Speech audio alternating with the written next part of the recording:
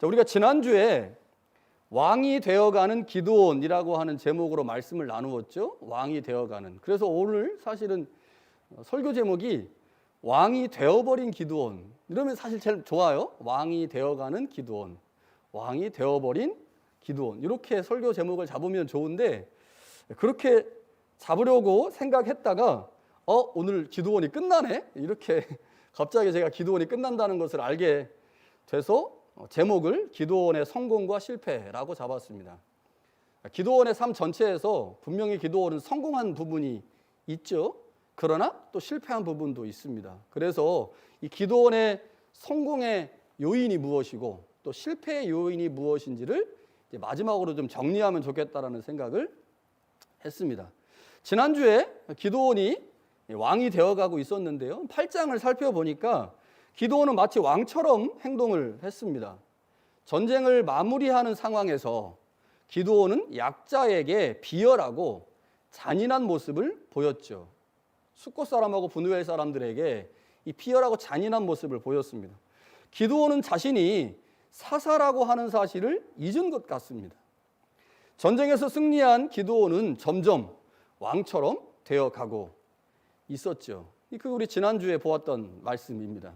자, 그렇다면 기드온의 마지막이 어떨까요? 마지막. 사사로서의 직분을 망각하고 점점 더 왕의 모습으로 변해가고 있을까요? 아니면 자신의 잘못을 깨닫고 다시 사사로서의 사명을 회복했을까요? 자, 오늘 본문을 통해서 기드온의 사역이 어떻게 마무리되는지를 살펴볼 것입니다. 그리고 기드온의 설교를 마무리하면서 하나님께서 기드온의 삶과 사역을 통해서 우리에게 말씀하고 계신 것이 무엇인지 깊이 고민해보는 시간들을 갖고자 합니다. 자, 모든 전쟁이 끝이 났죠? 이제 완전히 끝이 났어요. 적군의 왕들을 죽였기 때문에 모든 전쟁이 끝이 났습니다. 그러자 이스라엘 백성이 기드온을 칭송하기 시작합니다. 이스라엘 사람들이 기드온에게 이렇게 말을 하는 거예요. 바로 당신이 우리를 미디안의 손에서 구원하셨으니 당신과 당신의 아들과 당신의 손자가 우리를 다스리면 좋겠습니다. 자, 여기서 기드온만 언급하지 않고 그의 아들과 그의 손자까지 언급한 것은 기드온에게 왕이 되어달라라고 하는 단순한 요구가 아니라 당신을 중심으로 해서 기드온 왕가를 세워주십시오. 당신이 왕이 되면 우리는 당신의 후손들도 역시 왕으로 섬길 것입니다 라고 이야기한 거죠. 그러니까 단순히 왕 되달라고 하는 의미를 넘어선 매우 적극적인 요청입니다. 우리가 잘 알고 있듯이 아마 이스라엘 사람도 알았을 거예요. 사사라고 하는 직분은 세습할 수 없는 직분입니다. 지금까지 사사기에 나와 있는 그 어떤 사사도 자신의 자식에게 사사제도, 사사를 물려주지 않았습니다. 사사는 그런 제도가 아니죠. 자, 그런데 왜 이스라엘 사람들에게 이런 반응이 나왔을까요? 이스라엘 백성들이 왜 도대체 기드온에게 왕이 되어달라고 하고 그의 아들과 그의 손자까지 왕이 되어달라고 요청을 했을까요? 그 이유가 이스라엘 백성들이 기드온에게 한 요청에서 발견될 수 있습니다. 자, 어떻게 얘기했습니까? 당신이 이렇게 말해요.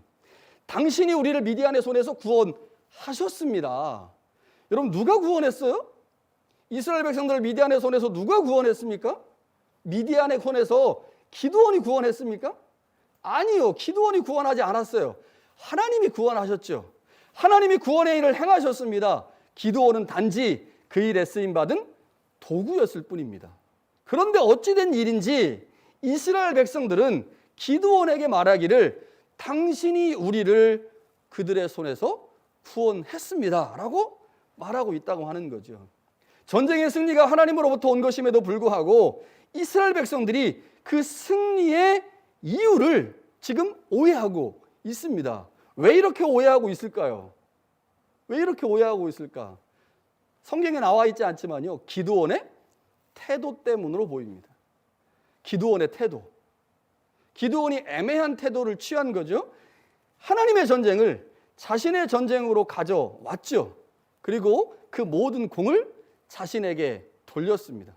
그것 이스라엘 백성들이 보면서 이 전쟁의 승리는 기드온 때문이구나라고 생각을 한 거죠. 자, 이렇게 왕이 되어달라고 백성들이 기드온에게 요구를 했어요. 그런데 기드온이 아주 멋있는 말을 합니다. 내가 너희를 다스리지 않을 것이다. 나의 아들도 너희를 다스리지 아니할 것이다. 오직 여호와께서 너희를 다스릴 것이다. 자, 왕이 되어달라고 하는 요청을 들은 기드온이 아니, 나는 왕 안 돼. 난 왕 안 할 거야. 너희들의 왕은 오직 하나님이야 라고 선언하죠. 분명 기드온은 이스라엘의 왕이 하나님이라고 선언하면서 자신이 왕이 될 의사가 전혀 없다고 밝히고 있습니다. 자, 이 정도 되면 우리는 기드온이 괜찮은 사람이네. 괜찮네 라고 생각을 하죠. 그러니까 우리가 지금까지 7장과 8장, 특별히 8장에서 읽은 내용들이 잘못 읽은 것이 아닌가. 아니, 기드온은 전혀 왕이 될 생각이 없는데 목사님, 어떻게 왕이 되어가고 있는 기드온이라고 하는 설교 제목으로 설교를 하면서 우리를 이렇게, 죄송합니다, 능욕할 수 있습니까? 우리가 바보입니까?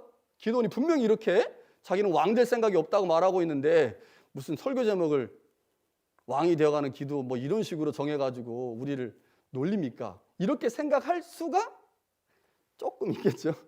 조금 그럴 수 있습니다. 자, 그런데 그 다음에 이어지는, 기드온이 이렇게 말한 후에 그 다음에 이어지는 기드온의 말과 행동에서 뭔가 이상한 것이 발견됩니다. 다시 말하면 기드온이 말하는 것과 그의 생각이 서로 일치하지 않고 있다라고 하는 것이 발견됩니다. 자, 그 점이 오늘 우리에게 중요하죠. 자, 기드온은 이스라엘 백성들에게 내가 왕이 될 생각이 없다. 그 대신에 내가 너희들에게 요청할 것이 있다. 그 요청이 무엇이냐면 귀고리를 달라. 이렇게 말합니다. 귀고리를 달라. 자, 그런데 그 귀고리는 그러니까 일종의 전리품인 거죠. 이 사람들이 가지고 있었던 귀고리를 다 모아서 그 모은 귀고리를 나에게 달라. 아니, 귀고리가 뭐 비싸봤자 얼마나 비싸길래 뭐 대단한 거 아니지 않습니까?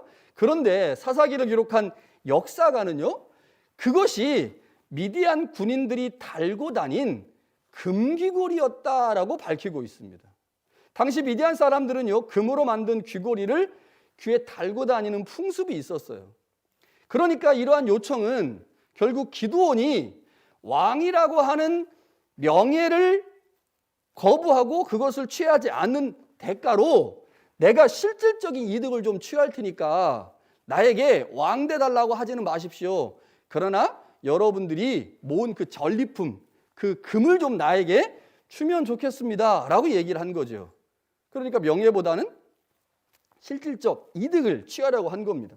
이스라엘 백성들은요, 기드온의 요청대로 미디안 사람들에게서 얻은 금 귀고리를 모아서 기드온에게 주었어요. 그런데 그 양이 장난이 아닙니다. 성경은 그 양을요 1700세겔이라고 말하는데 이것을 오늘날의 무게 단위로 환산을 해보니까요 약 20kg입니다. 우리 슈퍼스토어나 그 한국마트에서 쌀 사잖아요.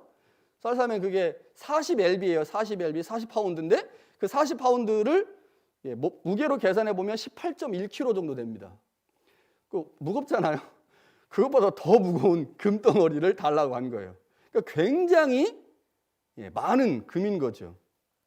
그러니까 기드온은 왕 대신에 재물을 선택한 겁니다. 자, 무엇을 알 수 있을까요? 기드온이 나는 너희를 다스리지 않겠고 나의 아들도 너희를 다스리지 않을 것이요 하나님만 너희를 다스릴 것이라고 말하고 있지만 기드온 안에 엄청난 지금 탐욕이 있다고 하는 것을 우리는 이 말 뒤에 이어지는 기드온의 말과 행동을 통해서 알 수가 있는 거죠. 좀 심하게 비유를 하면요, 모양은 지금 양인데 그 속은 이리와 늑대입니다. 그러니까 겉과 속이 지금 다른 거죠. 기드온은요, 금 귀고리뿐만 아니라 소승달 장식들과 폐물과 특별히 미디안 왕들이 입었던 자색옷과 낙타의 장신구도 요구합니다. 자, 이것은요 주로 왕들이 사용하는 물건이에요. 특별히 자색옷은 왕의 복장입니다. 그거 왜 달라고 했을까요, 이거를? 왜 달라고 했을까? 말로는 왕이 되지 않겠다고 말하고 있는데 그 이면에는 드러내놓고는 말하지 못하지만 그 안에 왕이 되고 싶은 욕망이 가득한 거죠. 그런데 말을 못한 거예요. 그래서 조금 표시 안 나게, 덜 표시나게 요청한 것이 재물입니다. 자, 여기에 더해서요, 기가 막힌 행동이 기드온에게 나타나는데요. 기드온이 자신이 받은 그 금을 이용해서 에봇을 하나 만들었습니다. 그리고 그 에봇을 자신의 성읍 오브라에 둡니다. 자, 원래 에봇은 금실과 은실 등으로 만든 제사장이 입는 예복 중에 하나입니다. 제사장이 입는 예복이에요. 이러한 의복이 기드온의 집에 있어야 될 이유가 없죠. 기드온이 그걸 굳이 자신의 집에다가 둘 필요가 없습니다. 기드온의 아버지는 자신의 집안에 바알과 아세라상을 두었죠. 그러고 그것으로부터 종교적이고 경제적인 이익을 누렸습니다. 그런데 그와 똑같은 일을 지금 기드온이 하고 있는 거죠. 자신의 이익을 위해 만들어 온 그 에봇, 그것 때문에요, 이스라엘 사람들이 기드온의 집에 찾아오게 되겠죠. 찾아올 때 그냥 오겠습니까? 주머니에 손에 뭐를 들고 오겠죠. 그러면 그 아버지가 경제적인, 종교를 통해서 경제적인 이익을 누렸던 것처럼 기드온도 자신이 만들어 놓은 그 에봇으로 말미암아 경제적 이익을 누리게 되었다고 하는 거죠. 그런데 더 심각한 것은요, 자신이 만들어 놓은 그 에봇이 결과적으로 이스라엘로 하여금 우상 숭배를 하게 만들었습니다. 이게 심각합니다. 그 에봇이 우상 숭배의 대상이 된 거죠. 기드온은 종교적 권력과 경제적 권력을 손아귀에 넣었습니다. 이전에는요, 그 아버지 때에는 이스라엘이 바알과 여호와를 섬기면서 그래도 바알의 신전과 아세라의 신전 때문에 겉모양이 이 바알 신앙이구나 라고 알 수가 있었어요. 그런데요, 이 기드온이 에봇을 만들어 놓고 그 에봇을 통해서 종교적 이익과 경제적 이익을 누리게 되면서 훨씬 더 교묘한 형태의 혼합신앙이 이스라엘 안에 뿌리내리기 시작했습니다. 자세히 보지 않으면 이것이 혼합 종교인지 알지 못할 정도로 세련된 형태의 우상숭배가 이스라엘 안에 자리 잡게 된 거예요. 그 일을 누가 했느냐? 기드온이 했다고 하는 거죠. 에봇으로 인해 그 모양이 여호와 종교로 보였을 것입니다. 그러나 그 에봇이 숭배의 대상이 되면서 이스라엘은 결국 우상 숭배하는 민족으로 다시 전락하게 된 거죠. 기드온의 부르심을 받기 전과 같이 이스라엘은 여전히 바알과 여호와를 함께 섬기는 혼합주의 신앙을 갖게 된 것입니다. 이 혼합주의 신앙이 제일 무서워요. 이 혼합주의 신앙이 양다리 걸치고 있는 거거든요. 양다리. 여호와 신앙에다 바알 신앙에다 양다리 걸치는 거. 우리 양다리 걸치는 거 굉장히 위험하죠. 남자나 여자나 양다리 걸치면 안 돼요. 자기 와이프나 자기 남편만 좋아해야지 남편도 좋아하고 또 누구도 좋아. 굉장히 위험하지 않습니까? 이 양다리 신앙 굉장히 위험한데 이 혼합주의 신앙이 이 양다리 신앙입니다. 자기의 아버지 집에 있던 우상들을 없애면서 시작된 기드온의 사역이 자기 집에 우상을 세우고 그것으로 이스라엘 백성들로 하여금 우상 숭배자가 되게 하면서 기드온의 사역이 마무리되고 있어요. 아이러니죠. 기드온의 높아진 지위가 이 8장 마지막 부분에 잘 나타납니다. 왕이 되어가고 있는 기드온 혹은 왕이 되어버린 기드온의 모습이 8장 마지막 부분에 나타나요. 기드온의 아내가 많았다고 성경은 말합니다. 그 당시에 많은 아내는 왕의 권력을 상징합니다. 상징했어요. 왕의 권력을 상징하는 게 많은 아내예요. 자, 아내로부터 아들이 몇 명이 있었냐? 70명을 얻었어요. 자, 아들만 70명이니까 딸은 기록하지 않았죠? 딸까지 포함하면 100명은 넘었을 것입니다. 100명은 넘었을 거예요. 자, 그러면 자녀를 100명 정도 얻는다. 그러려면 기드온의 아내가 대략 몇 명 정도 있어야 될까요? 뭐 어떻게 계산을 했다 다르겠지만 대략 한 20명 정도는 있어야 돼요. 20명. 아내가 20명 정도는 있어야 100명 넘는 자녀를 얻게 되죠. 이 정도의 아내를 거느리고 살았다고 하는 것은 기드온에게 상당한 권력과 재물이 있었다고 하는 것을 보여주는 거죠. 돈이 많아야 70명의 아들들을 먹여 살리고 아내들을 먹여 살리고 딸들 먹여 살릴 거 아닙니까? 그러니까 그 당시에 상당한 이 재물이 있었다고 하는 것을 보여주는 거죠. 이 점을 통해서 우리는 기드온이 이 재물을 가진, 권력을 가진 왕과 같은 존재로 살았다라고 하는 것을 짐작할 수 있는 거죠. 특별히 사사기를 기록한 역사가는요, 세겜에 있는 기드온의 첩에 관해서 기록을 합니다. 굳이 기록한 거예요, 굳이. 왜 첩에 관해서 기록했냐? 두 가지 때문인데, 첫 번째는 기드온 이야기 다음에 9장에 보면 기드온의 아들, 그 첩의 아들인 아비멜렉이 왕으로 나옵니다. 자, 그래서 이 9장 이야기를 이제 연결하기 위해서 8장에다가 첩 얘기 나오고 그 첩의 아들의 이름을 기록을 한 거죠. 또 다른 하나는요, 그 아들의 이름 때문에 그렇습니다. 첩이 낳은 아들의 이름이 아비멜렉이에요. 그런데 그 뜻이 뭐냐? 나의 아버지는 왕이시다예요. 나의 아버지는 왕이시다. 그 이름을 누가 지었는지 정확하게 알 수 없습니다. 나와 있지 않으니까. 그러나 그 뜻을 통해서 우리는 기드온이 그 당시에 분명 왕과 같은 존재로 살았다고 하는 것을 알 수가 있습니다. 아마 기드온의 첩은 자신의 아들에게 이렇게 말했을 거예요. 너의 아버지는 왕이야. 너의 아버지는 왕이야. 그래서 네 이름이 아비멜렉이야. 이렇게 말하지 않았을까요? 기드온은 그 당시 사람들에게 왕과 같은 존재로 인식되었다고 하는 거죠. 성경은 기드온이 죽자 이스라엘이 다시 옛날로 돌아갔다고 말합니다. 사사기 역사가는요, 기드온이 죽은 후에 이스라엘의 모습을 두 가지로 언급하는데, 첫 번째는 바알을 따라 음행했다. 옛날로 돌아간 거예요. 바알을 따라 음행했다. 두 번째는 바알 브릿을 자신들의 신으로 삼았다.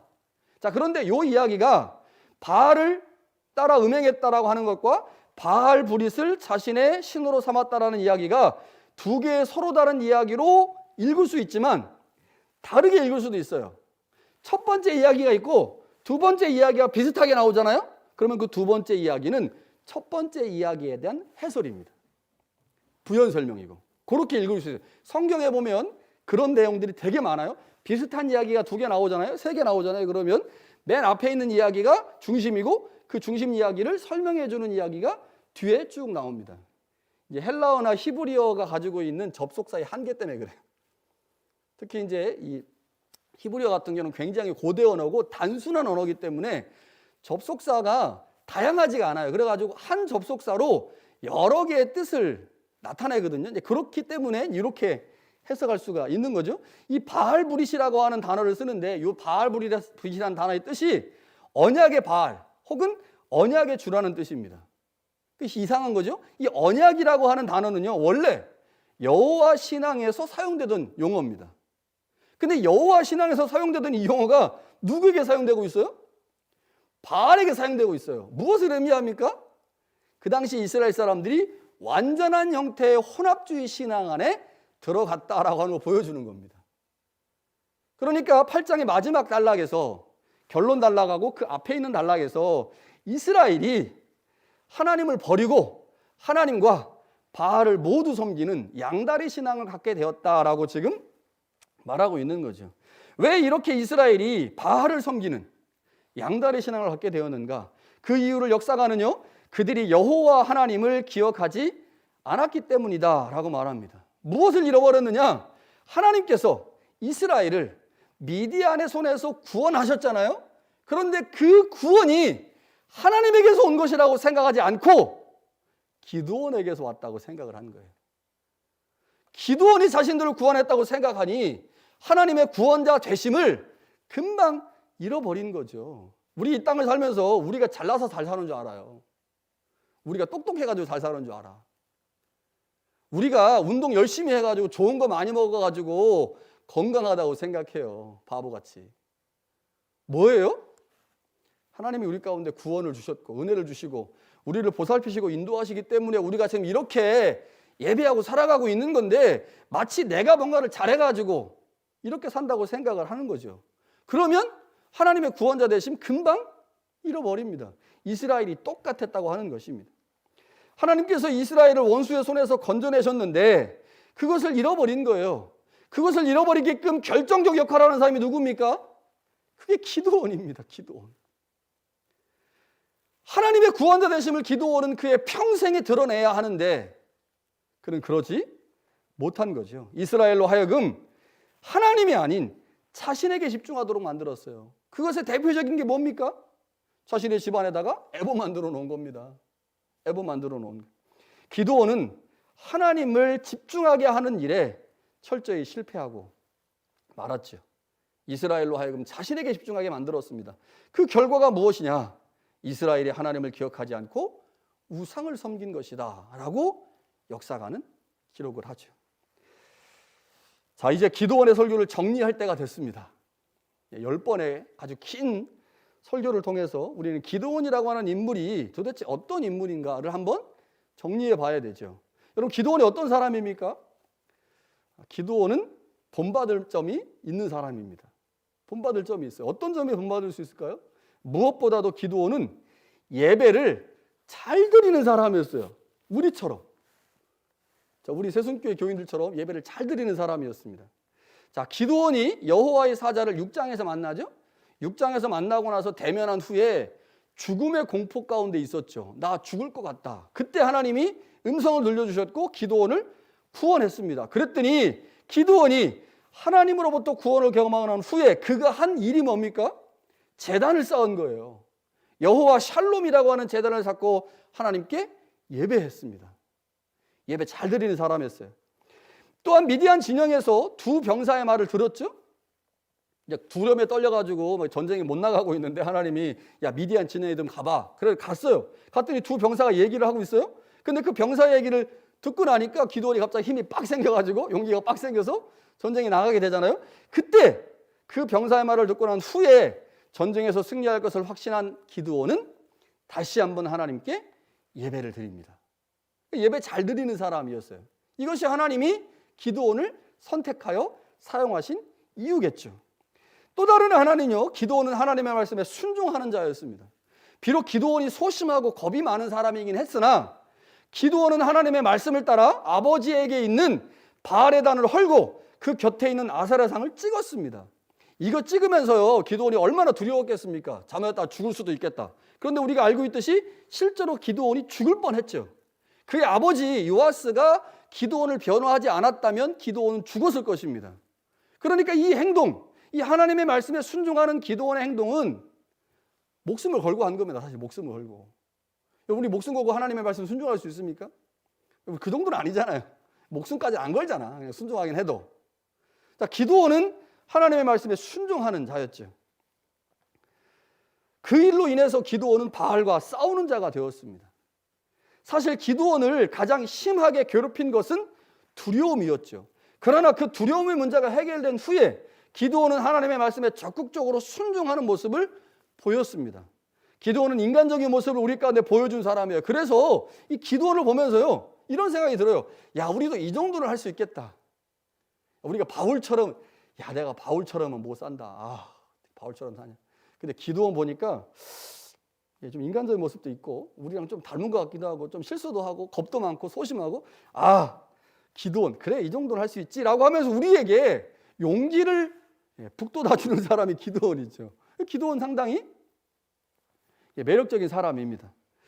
기드온이 우리와 비슷한 점이 많기 때문에 어쩌면 우리는 그를 친근하게 생각하고 정이 가는 인물로 지금까지 생각했는지도 모릅니다.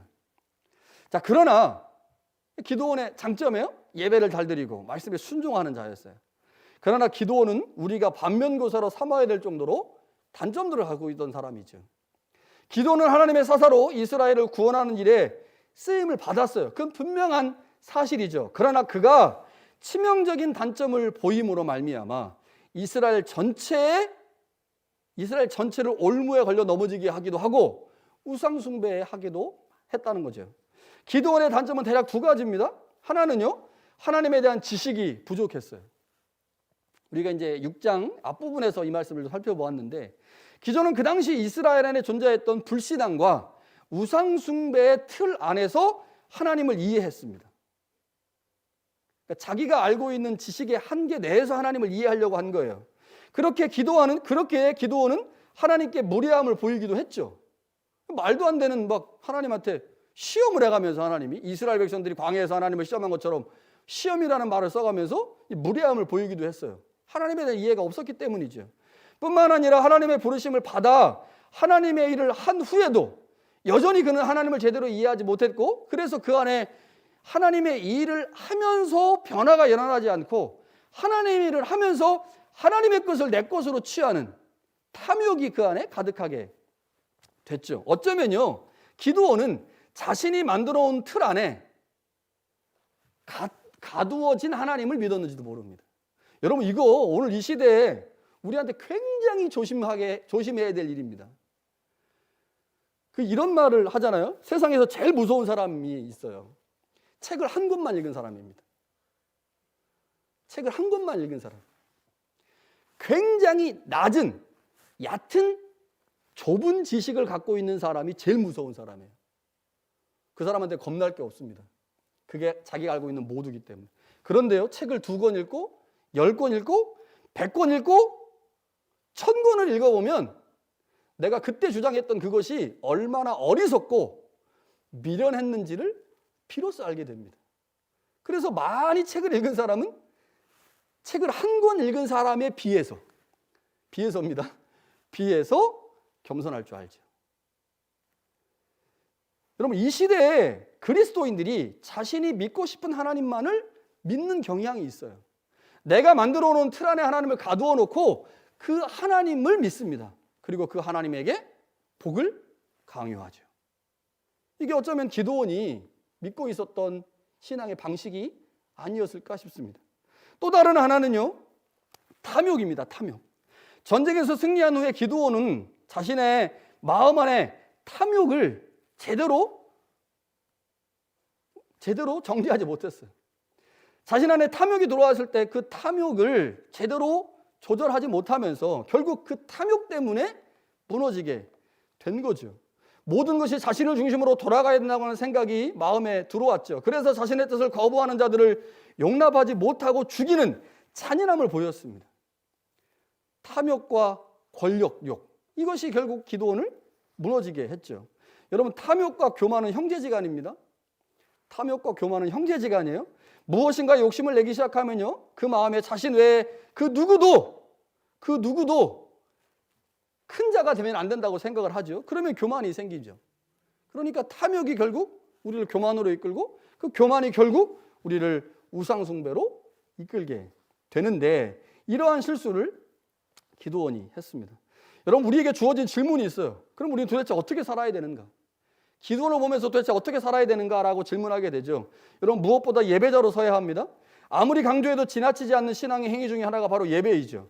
예배는 하나님과의 만남이고 교제입니다. 우리는 예배 현장에서 하나님께 찬양과 기도를 드리죠. 그리고 그 하나님께서, 찬양과 기도를 받으신 하나님께서 우리에게 말씀을 주십니다. 우리의 찬양과 기도 그리고 말씀이 우리가 하나님을 만나는 방법이죠. 우리는 그 안에서 하나님의 뜻과 계획과 마음을 알 수가 있습니다. 그래서 우리는 어찌됐든 간에 하나님의 말씀이 선포되는 현장에 계속 서 있으려고 애를 써야 합니다. 말씀의 나를 지속적으로 노출시킬 때 하나님을 더 분명하게 알 수가 있겠죠. 이게 기도원을 통해서 배우는 오늘 우리가 살아가야 되는 삶의 모습입니다. 예배하는 기도원은 우리가 본받아야 하지만 기도원이 범했던 실수를 우리는 다시는 범하면 안 되죠. 그에게 하나님에 대한 정확한 지식이 없었기에 그가 교만하게 됐고 그 안에 탐욕이 가득하게 됐습니다. 우리가 하나님을 더 많이 알고 더 바르게 이해하고 알게 된다면 우리 안에 교만이 들어왔을 때 그 교만을 하나님의 말씀과 성령으로 잘 제어할 수 있을 것입니다. 여러분, 하나님을 알라딘의 요술램프 안에 가두어서는 안 됩니다. 하나님은 거기 갇혀 계실 분이 아니에요. 근데 우리는 자꾸 거기 가둬. 하나님의 요술램프, 알라딘의 요술램프 안에. 그리고 어떻게 해요? 자꾸 이제 이게 빌죠. 이렇게 문대서 하나님 나오라고. 하나님 빨리 나오세요. 하나님. 그리고 자기 소원 얘기. 이렇게 하나님을 이해해서는 안 됩니다. 우리의 욕심과 정욕을 우리는 십자가에 못 박은 사람들이죠. 그래서 우리 기도원을 보면서 그 안에 있었던 탐심, 욕심, 교만, 하나님을 알지 못하는 마음들, 이런 것들이 결국 기도원을 무너지게 했고 실패자가 되게 했다라는 사실들을 기억하면서 반면교사로 삼을 수 있어야 합니다. 사사 기도원을 마치면서 기도원을 통해 주신 하나님의 음성이 있음을 분명히 우리는 기억합니다. 기도원은 그의 인생에서 성공도 했고 실패도 했던 사람이죠. 기도원은 분명 하나님이 사용하신 위대한 사사였습니다. 그는 하나님의 사사로 이스라엘을 구원하는 일을 감당했죠. 기드온은 예배하기를 즐겨했던 사람입니다. 그는 또한 하나님의 말씀에 순종했던 사람입니다. 이것이 기드온이 이스라엘을 구원하는 성공하는 일을 만들어냈던 중요한 이유일 것입니다. 그러나 기드온은 자신 안에 불같이 일어나는 욕망을 효과적으로 제어하지 못하면서 결과적으로 실패하고 말았습니다. 기드온의 문제의 시작이 무엇인가? 그것은 하나님에 대한 바르고 정확한 지식의 결여입니다. 우리는 기드온과 같이 이 땅에서 하나님의 전쟁을 실행하는 사람들이죠. 이걸 오늘의 현대 언어로 바꾸면요, 우리는 모두 이 땅에서 하나님의 나라를 세우는 자들입니다. 우리는 오직 하나님만이 온 인류의 창조자이시며 왕이심을 선포하는 자들입니다. 하나님께서 우리에게 맡기신 이 하나님 나라 사역, 그 사역은 그 나라의 주인이며 왕이신 하나님에 대한 지식과 암과 이해에 따라 달려 있습니다. 내가 하나님을 제대로 이해하고 알면 하나님이 우리 가운데 맡기신 하나님 나라 사역은 더 멋있고 근사하게 진행되는 거고요. 하나님이 우리 가운데 하나님 나라 사역을 맡기셨지만 우리가 그 하나님의 나라의 주인인 하나님에 대한 지식이 결여되면, 그 하나님에 대해서 내가 잘못 알고 있으면 마치 요술램프 안에 들어가 있는 그 힘센 누구예요 그 사람? 지니처럼, 지니 같은 존재로 하나님을 만들 수도 있다고 하는 거죠. 우리가 하나님을 아는 만큼 우리의 사역의 결과는 달라질 수 있다고 하는 것입니다. 우리가 하나님에 대한 이해의 폭이 넓어질수록 우리의 사역은 하나님이 칭찬하시는 사역이 될 것입니다. 이 기도원을 통해서 우리 가운데 주시는 하나님의 음성이 있어요. 하나님을 더 많이 알고 더 경험하자. 이것이 하나님께서 우리 가운데 주시는 말씀임을 기억하고 하나님의 은혜를 더 많이 경험하는 우리 모두가 될 수 있기를 간절히 축원합니다.